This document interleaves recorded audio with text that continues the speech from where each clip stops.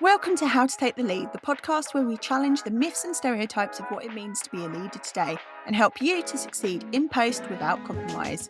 I'm Lee Griffith. And I'm Carrie-Anne Wade, and together we will be your guides, questioning everything we've ever learnt about leadership, sharing our experiences along the way, and inspiring you to make a real impact in your role. Visit howtotakethelead.com for show notes, past episodes, and to join our community. Enjoy this episode. Hello there. We are popping back in unscheduled for a little bonus episode because we missed each other, didn't we? Yeah, so, we've and it's been a while actually. So this bonus app's taken a while to come, but yeah, we wouldn't be us if we hadn't put at least one cheeky bonus app in a series, would we? Yeah. So we're back today in your inboxes. Is it an inbox if it's your podcast? Anyway, sorry, that's off on a tangent already. As you can probably tell, I've been full of cold over the last week, so I'm still in that slightly delirious state, which will make for an interesting episode. I've got to do the usual hello. If you're watching us on YouTube, apologise for the Rudolph nose. Subscribe if you don't subscribe already on your favourite podcast app of choice. I think that's what I'm going for. Yeah, this is going to be such a great episode. I can feel it. And get involved with the Substack community. That's still going to be going strong, even in this little hiatus period. I'm sure we'll talk a little bit more about that a bit later on. But how are things with you, Carrie-Anne? I've got in the I'm sick. It's all about me. No, well, I'm sorry that you're feeling fuzzy-headed, but hopefully you're on the mend because I know you have been feeling poorly. I'm all right, thanks. I'm all right. Life carries on. I had the excitement of married life. It's actually, to bore everybody to death, it's 6 weeks today since I got wed. So married bliss has been really good, probably because for about three weeks of those 6 weeks we've not seen each other, so that's probably why wedded bliss feels so good. I thought you meant you and me. I was like, no, you and I have not seen each other for a bit, and it's like, I can't cope, I need to send Lee a voice note. So yeah, all good here. I've been quite reflective on a number of the episodes from series 3 since we've recorded them, which has been quite interesting because I think it's helped me reframe a few things from my leadership point of view, which has been good, and also look at a few other examples of leadership through certain lenses, which has been very interesting. But as always, what seems to happen is we record an episode and then something kicks off and we're like, oh God, that would have been so good for that episode. And also, this series has just felt like it's happened in conjunction with an episode coming out.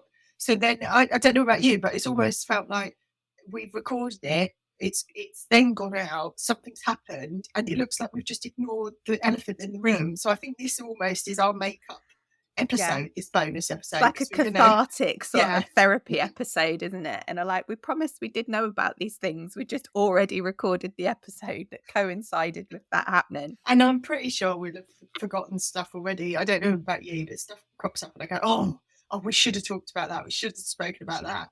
And then probably I forget again. So I'm hoping that you've made a note somewhere. I've got a couple of things that have kind of got my goat over the last few just a couple.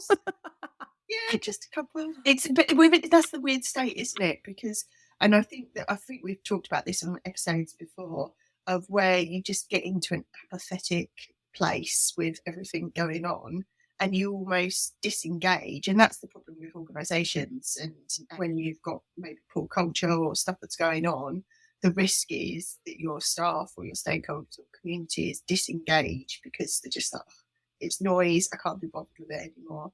And then that organisation or individuals get away with it. Yeah. And that's you've always got to find the fire again, haven't you? In a way to feel like we could do something about it. And I think that's been one of my reflections of this series has been, and it's probably come through in some of the episodes, it's like the so what factor. These are issues, no doubt, that we've covered this series, but it's like it's this song, like I've been listening to Little Sims. I don't know if she's got this brilliant song. You sound trendy. Yes.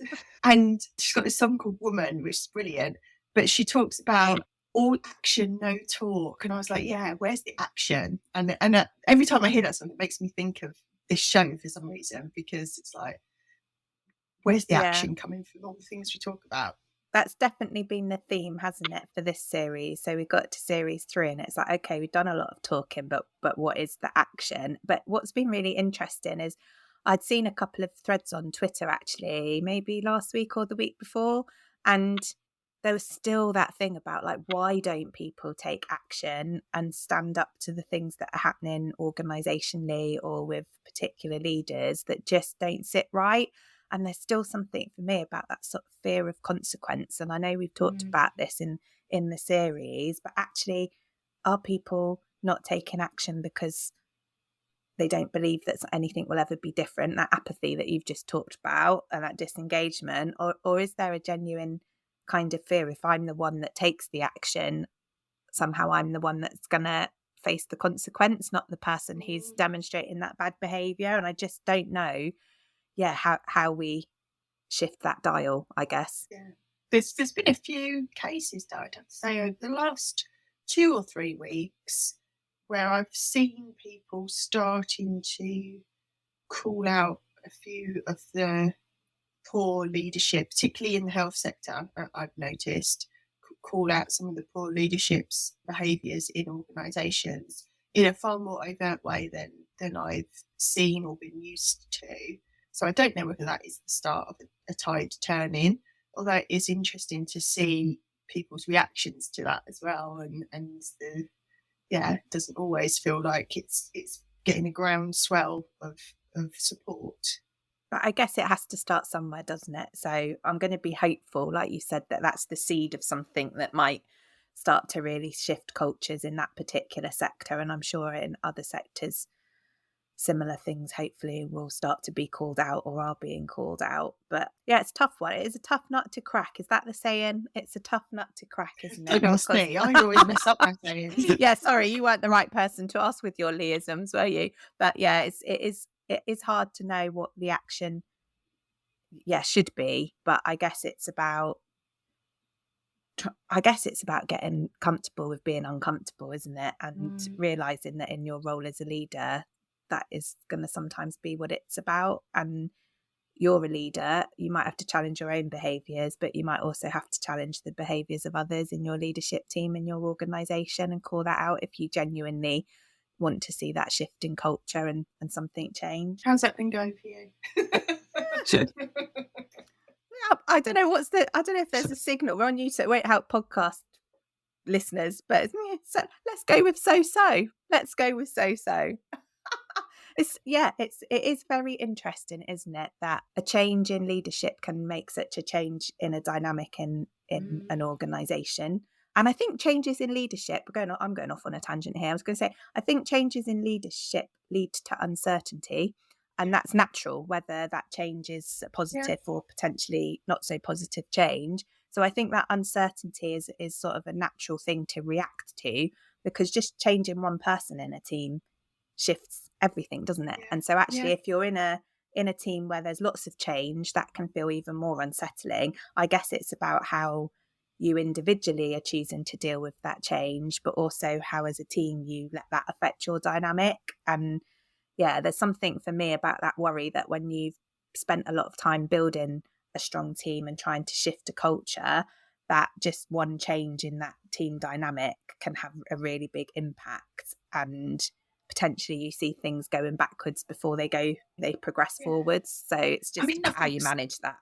Nothing's a linear progress, is it? It will have its ebbs and flows. It's whether it goes down to quickly dip up and how sharp that spike is, I suppose, isn't it? Yeah. But I think part of the thing, we've talked about this in previous episodes, that as a leader, if you're the person joining an organisation and you've got your own agenda, you've got your own intent and vision and all that kind of stuff, but entering in listening mode with a clear plan of the first thing I need to do is to understand the people and understand what people want from me and the organisation. And it's not about coming in trying to press your agenda from day one. There's ways you can get your agenda into an organisation, but you have to, there's such a mindset shift you have to do and preparation you have to do.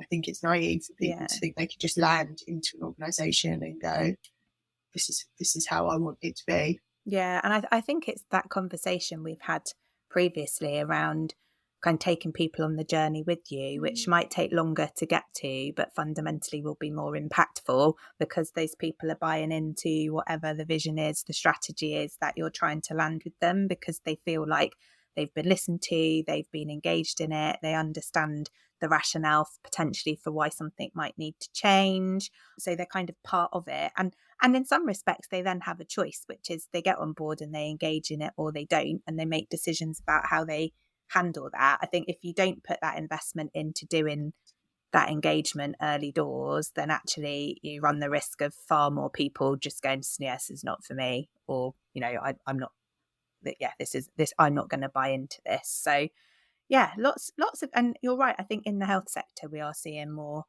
challenge, and we're seeing, I don't know if some of that's come from people taking action around things like pay awards and the industrial action stuff, and people just feeling that strength of like, no, actually I'm going to stand up for what I believe in. Maybe that's filtering beyond that pay debate into other aspects of healthcare, I don't know, but I'm still concerned that there is a fear factor that people won't speak up because they're afraid. And if they're afraid, then to me that means it's because there's a culture of bullying and poor leadership. Yeah, well, there's that psychological safety episode that we did in series 2, was it? That goes to the heart of if people don't feel like they can speak up about things. On that point around psychological safety, sorry to interrupt you, because you're probably just about to get on a flow. No, there was something for me around that, and the owning your SHIT episode that we did, that I personally reflected on, because I experienced something at work that I found quite triggering, and I reacted to in the moment in a way that on reflection I was really disappointed in myself for the way that I reacted. And I mulled it over a lot afterwards, and I probably gave myself maybe more of a hard time about it internally than I needed to. But I got to the point where I was like, I feel like I need to address this in my team, because I wasn't proud of the way I reacted, and I didn't react in the leadership style and kind of approach that we talk about quite a lot, well, not quite a lot, all the time on this podcast. And it was quite interesting having that wider conversation with my own team, because I feel like me saying it as the leader of that team enabled other people to kind of open up about some of the things that had concerned them about the situation that happened. And was it a team? I mean, I know you don't. Yeah, it was not to go into. No, was it within your team a situation? It was an organisational situation that was in front of team members. Right. So and so it was just, I don't know, I just felt like I probably never really as openly done that before with my team. That's not to say I haven't felt able to be vulnerable with my team and be open and transparent, but actually saying I reacted like this and I did this, and actually I've reflected on it and I don't feel very proud of myself. I've probably never said that bluntly to my entire team before, and it's probably the first time I wasn't particularly nervous about what their reaction might be, because I was a bit like, each one of them will react how they want to react to that, but that's coming from what I've said is coming from a place of how I feel, because I don't feel proud of how I handled that situation. And it was just, it turned into, taking up most of the team meeting conversation. And it felt like people, I hope, and obviously I can only say it from my perceptions, were able to be a bit more open about how they felt about that situation as well. And then sort of leading into them talking about more things that they were worried about. And actually, was your reaction like symptomatic of what we're concerned about as well in the organisation? So I felt quite proud of myself. Did they perceive your reaction to be as you perceived it?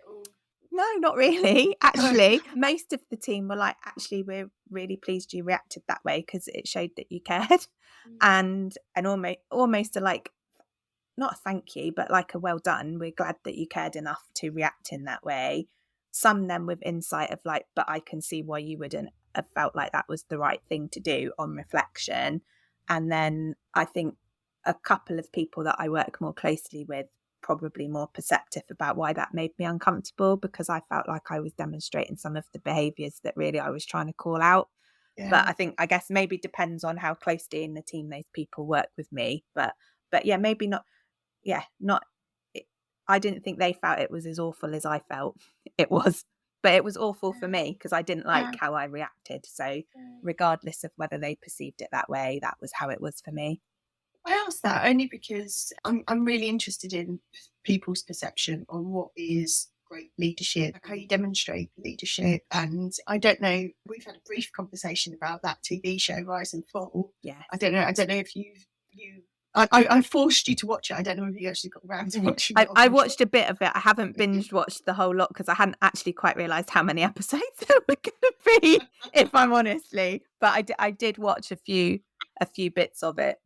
I mean, that for me was a show where, just people's perception of what power was, what leadership was. And actually, there was some behaviours that we called out on this show before, which people on that show were applauding when others demonstrated those and they saw them as assets and qualities of good leadership. So the really assertiveness, the belittling others, not poor behaviours, all of that kind of stuff. There was a whole conversation with one person about assertiveness, and for them assertiveness was almost, they disassociated it with having empathy and compassion, and if you had that you couldn't be assertive. And it was fascinating but also quite scary, I suppose, when thinking back to the bigger question of, is anything going to change? What's the tipping point of change? When we're seeing things through our lens, other people don't. And I'm not saying everyone should agree with our view of how leadership should be, but kind of they do. But that perception of what is leadership and the qualities of a leader, it's just, I mean, I could do a PhD on it, maybe.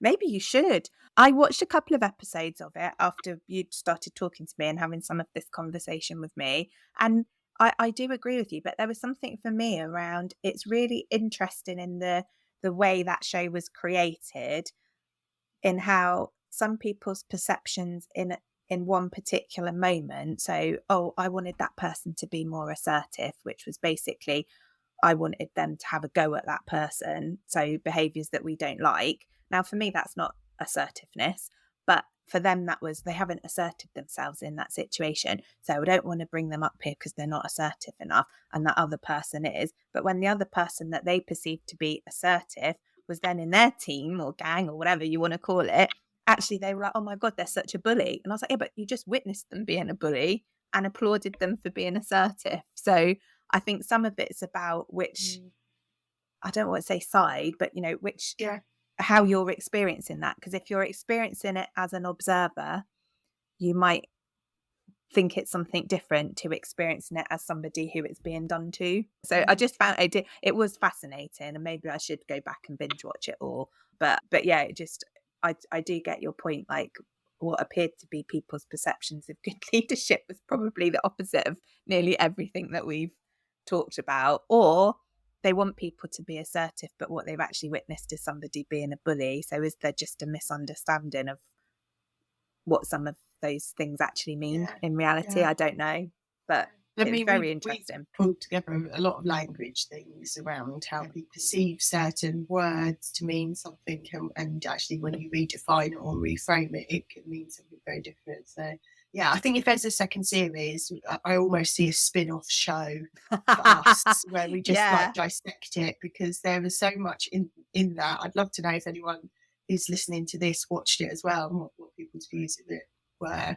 But it links also. We had an episode in this series about power, and actually that threw up a lot of, for us at the time, it threw up a lot of questions and reflections, and I think we both went into that recording of that episode with one mindset, and came away feeling quite differently about the topic, or certainly feeling more informed and had a broader view and a bit of a reframe. But there's really interesting conversations post that episode being published with people, and so I wanted to kind of throw a couple of these at you, because I'll go for one of them. Was we there was an interesting reflection from someone that power can be difficult to manage when it's someone who reports into you. And I reflected that our discussion was very much from a point of view as leader in a position of power and working with your peers and maybe people more senior than you. But actually, we didn't focus on the power dynamics that can happen of people who maybe are in your team or more juniors to you. And that can be a really tricky thing to manage. Yeah, oh my, that's a whole other episode waiting to happen, isn't it, in the Yeah. next series? Because you're right, we absolutely approached that conversation around you're the leader and how you manage the power that you have as a leader and how that manifests for you. But I'm sure we've all been in situations where the power dynamic has been very different, and we are still leaders, but the people that we're leading maybe demonstrate their power in different ways, Yeah. and that can become really challenging. And I guess it is about how you harness some of that, and you're open to that, and think about what that means in terms of impact for you, your team, for them. And I think, yeah, that is quite an interesting one, actually, because I also feel like I've worked with people who, you know, different types of power dynamics might be you end up leading a team of people and the person that's your deputy went for the job, and all that kind of stuff that just throws up a different dynamic around power, I think. And or they were aspirational and want your, or you work with somebody who can't wait for you to go because they're desperate to get your job, for example. And how they operate in that space might be very different, because they might be one way with you and a different way with everyone else. So I absolutely think that there's a lot there. And I think performance management and power is also quite an interesting one in terms of the dynamics that can create if you're feeling that there's capability issues or you need to performance manage somebody, but actually maybe the HR process disempowers one person or the other, or both. Yeah, but also I've been in situations in the past where the power of your peers, so going new into an organisation, so I had the dynamic of individuals within my teams having certain types of power and not wanting to be aligned with the direction we were going organisationally or as a team. And it did get to a point of needing to do performance management. But interestingly, they then power played with peers who didn't like me in my position either. And because they had that organisational memory power, the kind of informational power, the connectional power, all of that, they almost ganged up and created conflicts and issues that I just hadn't really considered. I went quite naively thinking into the situation and didn't realise that there was such a strength of power in the network as I'd expected. I definitely think there's another episode in this, at least in the next series, because that we didn't look at it from that point of view at all. So even though we had a mindset shift from what we did talk about around power, there's so much more that we haven't touched on. And it's a hard one to manage when you're in a situation with people that you do manage, because you trying to manage that situation could be positioned by them as you exerting your power in the wrong way. And we've seen it with people who perhaps go down a performance management route and then come back with a counterclaim of, oh, I'm being bullied or I'm being harassed and all of that. So there are things as leaders that we perhaps need to be mindful of in that perspective. Wow. I feel a bit like, oh, yeah, I'm not sure this is where I was expecting this conversation to go, but that's what's nice about the bonus app, because we kind of don't know where it's going to go. No. And then the other conversation I had related to power, I say it was a conversation, it was more of a debate, and I think there's possibly some semantics around wording, but someone challenged me to say that when we did the episode, we talked about all the different realms of power and how there are some powers that are better to utilise than others. And we very much stood against people abusing their power. And this person said to me, all great leaders abuse their power. If they don't, they're not great. And and so, that was my reaction. And we got into quite a hefty debate about it. And I think it's probably perceptions of abuse of power. So I don't disagree that you need, as a leader, to sometimes be a bit tricksy, sometimes play up parts of your power to your benefits. That, you have that strategic mind. You don't always do popular things. We've talked about that before. It's not about making friends all the time, and you're not going to win everyone over. Not everyone's going to agree with how you do things. But I think when I talk about abuse of power, I'm talking about someone who is willfully and almost doesn't care about the misuse of their power, and they do it in a sustained way that harms other people. Yeah, I think for me, when I think about abuse of power, I'm with you. There's something for me about the intent. So what's the intent behind the decision that you're making or the action that you're taking and the way that you're using your power? And if you have sort of malintent, then for me that's the abuse. If you're using your power to restrict people's voices or disempower other people, then for me that feels like malintent. If you are using some of the different types of power that we talked about to further your organisation standing with your stakeholders or develop a network that's going to be of benefit to more people in your organisation, then I feel that's more like using your power rather than abusing your power. So for me, I do feel like there probably is a bit of a difference in the way I would perceive that, because I think where we got to in the episode was we all have power. There's lots of different types of power, and it's within our gift to choose how we use it. So for me, we should be being intentional about what we do with the power that we hold and how we can use that to have an impact. But I think if you were then being intentional to have a negative impact on someone else, that feels to me like that's an abuse of that power rather than using that power. Yes, agreed.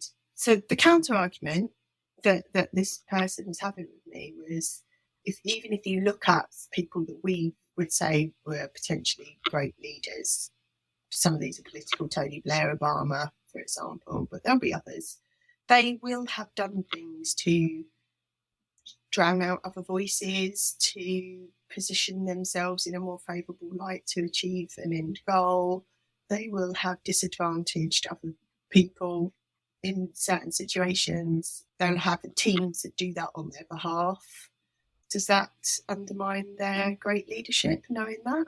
God, this is a debate that I guess it's about the consequence, isn't it? The consequences of the decisions that leaders take and the way in which they operate, and whether God, it's just going to sound really twee though, isn't it? Whether the good that comes of that outweighs the negative. And it's really hard in that political space to think, to be neutral about it, isn't it? Because we'll all have political leanings one way or the other, where we'll go, well, Obama doing this I think is brilliant because by doing that he's amplified and given a platform to someone else who needs it more. But if it had been Boris Johnson, I'd have probably had a different take on it. So yeah, it is so nuanced and really complex, isn't it? Yeah. So it was an interesting challenge. I think there's probably some semantics of word in there around abuse. I wouldn't say someone who's Boris Johnson's abused his power. It was sustained, it was intentional, it was all of those things.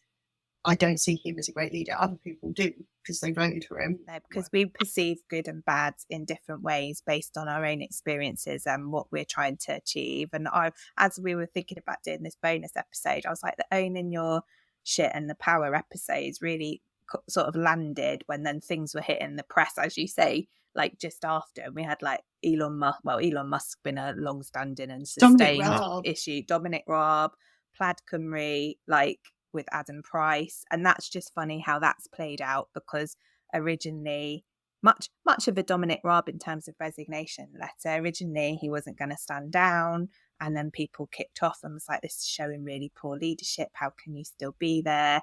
He dug his heels in, Now he stood down, and in his resignation letter said, "Oh, I wanted to stand down, but people convinced me to stay." I mean, what does that say about somebody's integrity? And anyway, whatever. So I feel like all these things sort of happened around that kind of owning stuff and power episodes that then all sort of played out. Yeah, the Dominic Raab afterwards was fascinating, because that use of, actually, that people were talking about his kind of coercive power that he was using and abusing, but his responsiveness, A, he didn't own his shit at all, but B, he very much did that questioning of people moaning if he challenged them about the quality of their work and stuff, which always plays back to the point we were talking about a bit earlier around how do you manage your teams and people who work for you if you have a disagreement. Yeah, I just thought that whole situation was the report, the people's reactions to the report, his lack of owning it and very much deflecting it as if I'm resigning on the principle of I said I'd resign, but actually I don't. I think we're in a very dangerous place that I've been made to resign. It's just really quite poor. Yeah. But then it's funny how I was trying to think, like, is there some good examples? But now I'm reflecting on what you've just told me about the debate that you had, and I'm like, maybe they're good examples because you only see one side of a situation, particularly stuff that plays out in the media. And I went into a weird direction with my good example, because I went for Edward Enninful, who's the editor-in-chief of Vogue. Yeah. Because I feel like we talked about making your voice count, and we've talked about using your power for good intent and all of that kind of stuff. And I feel like he has done a lot to provide a platform to people who might not always in that arena kind of get the spotlight shone on them in such a positive way. You know, the most recent examples around the disability issue that he launched, but he's done it with NHS, he's done it with, you know, race and culture. But now I'm like, well, I think that's good, but maybe there's other stuff that he does that none of us get to see. I don't know, like, that maybe isn't so good. But he was my kind of, don't know what he's like, exactly to work with. Exactly. So there was a bit for me about, like, I kind of thought I've got to have somebody who I perceive to have done something good. But now we've started recording this episode, I'm going to question everything. But then always that plays into the points that we've said before around, you need to get a variety of perspectives. You can't just go with your view of the world or be in your echo chamber of, you need that diversity of thought, you need that diversity of challenge, diversity of perspective, because that's even diversity in the information that you choose to have come to you as a leader, all of those things, and then how you triangulate everything that you see and you hear and you touch and use all your senses, because that's the only way that really you can take informed and intentional steps. Sorry, you're looking at me waiting for... Sorry, I thought you were going to carry on. No. I thought you were like part way through. But as always, well, not as always, because sometimes we have the healthy debate because we don't quite align in our thinking. But yeah, that diversity of opinion and thought is really important, isn't it? And I guess it's like not having that tunnel vision, not just being so set in, like, not just in how you lead as a leader, but how you perceive other things that are happening. I think perception feels like the word of this episode, actually. But, you know, how you're perceiving other things that are happening around you within your organisation, that's just going to be your perception. So how are you doing that check-in? How are you getting the evidence that either does or doesn't back up what your perception is? And your personal experience will be completely different from someone else's, and it's accepting that that's okay. I think sometimes it's when you don't accept that and you carry on regardless without acknowledging what other people are experiencing at that time, where you can get into sort of sticky water or tricky water. I don't know. I'm having some leers. You've got my leers. I know. I didn't know it was contagious. Murky waters. Yeah, murky. Yeah, let's go with murky. Or sticky in the mud. It's not sticky water, is it? That would just be gross. No. Anyhow, sorry, we digress. I've been to festivals where there's been sticky water and you don't want to know what's been thrown around. You don't want to know why it's sticky.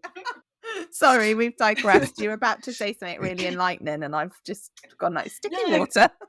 I was only going to say the other thing that was hit the news in lots of different angles, really, was the whole CBI Oh my goodness. Yeah, how have we not mentioned that?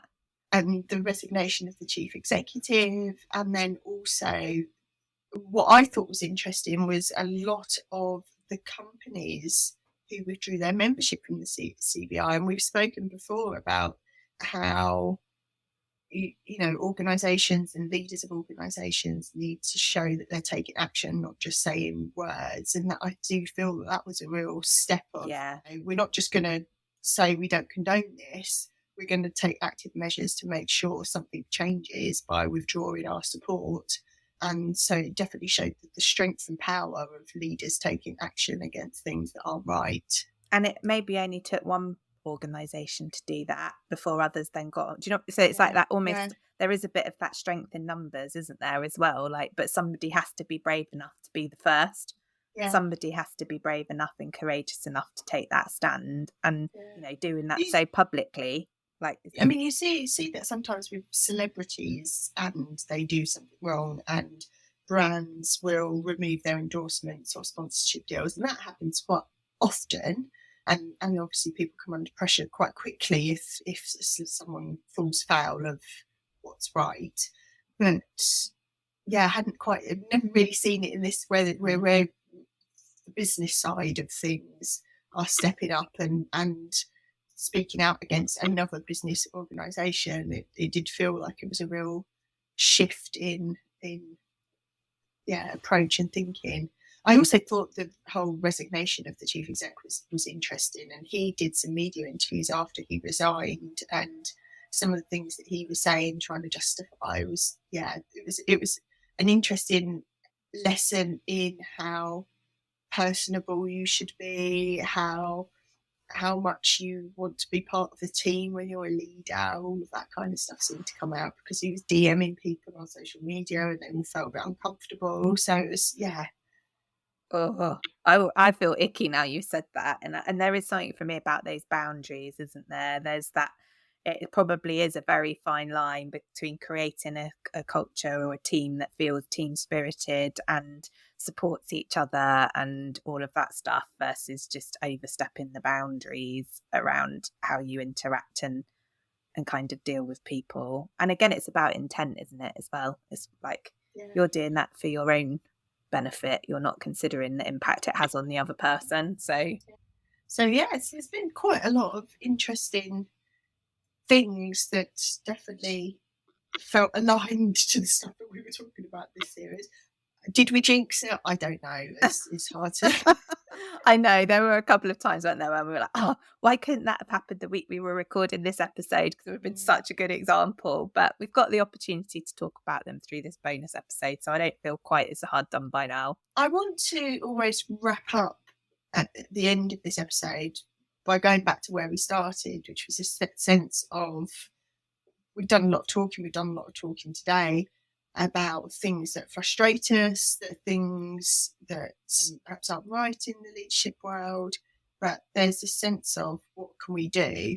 And I suppose I want to use our hiatus period before we come back to really start to get to grips with being more practical in the sense of what can be changed, how can it be challenged, how can we use this platform as a way to help people maybe verbalise their support or to flag stuff that needs to change or to show how things can be different. Yeah, I don't want us to come back for season 4 and just feel like we're talking again, as much as I love to talk to you. And I think I think for me it's about what practical things can we be offering to people by way of changing their mindset, doing something differently as a leader, expanding their thinking around leadership, maybe doing something differently, helping them to find the courage or the confidence to challenge or act in a different, I don't want to say act in a different way because I want people to not be who they are, because that's the whole point of what we talk about. It's like be yourself, but maybe to speak out or to challenge poor behaviours. So we've started to shift into that space in some of our Substack community. I think we've put prompts in in all of the kind of afterthoughts of each episode that we've been sharing with people. And I know we've got other sort of practical things we want to put in place to try and support leaders.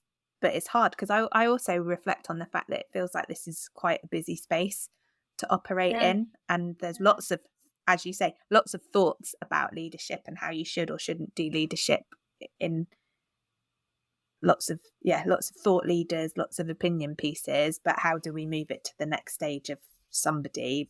Like we just said, sometimes it just takes one person to take action. How do we move it to that space? I'm not sure I quite know the answer. No. So answers on a postcard or a tweet or an Instagram DM. Yeah, however you want to get in touch with us. But we have talked with some of our community, haven't we, about what would be beneficial for them in the future in terms of what value we can add. And some of that was about those opportunities to seek support from other people and connect with people who are like-minded, and maybe have some of those discussions and get some of that kind of insight from other people to consider then how they might approach different subjects. So I think there is a will out there from some of our early blossoming community about other things that we could do outside of the podcast that people feel would help them with their leadership journey. Great. So all the details if you want to get involved in anything that we've talked about, but also if you've got the idea that you think is going to start to change things, let us know. Go to howtotake-the-lead.com. You'll get all the links to all the various things we've mentioned. You'll get all the back episodes of this series and the past 2 series as well. We'll be back. We're going to have a little summer break now. We'll be back in end of August, early September, I think, isn't it? That's the plan. Series. So if you've got any suggestions or ideas for topics you'd like us to cover, also send us your good and bad examples of leadership in action. We would love to see that. We'd love to kind of add to our case studies of things that are happening in the real world, as it were. Yeah. Anything else? And a plug to get over on the Substack community, because as you said, between series we want to actually do some stuff. So there'll be things launching in there by way of conversations, opportunities to get involved with other people who are part of the community and ask us anything as well. So we've got the Ask Us Anything sessions that we're going to do just for our Substack community. The book club, we are working on what the first book is going to be. So if you want a summer reading list or something to get involved in, so you can come back in the autumn with a renewed energy, get involved. www.howtotake-the-lead.com. So that's it, I think. I think that's our little pop-in. A little pop-in. 45 minutes later. Nothing's ever short with us. Nothing's ever quick. We're like, right, no, actually, now you've mentioned that, let's talk about something else. I'm sure as soon as we stop recording this, other things that we should have actually discussed today will come to mind. But who knows? We may or may not pop up for another little cheeky bonus at some point, if only just so that we can socialise and summer soiree with each other. Right, until then, enjoy your summer. Take care. Take care. Bye.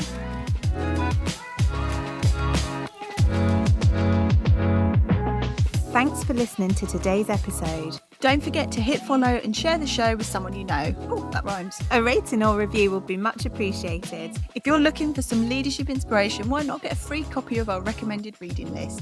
Visit howtotake-the-lead.com to download. Until next week, get out there and take the lead.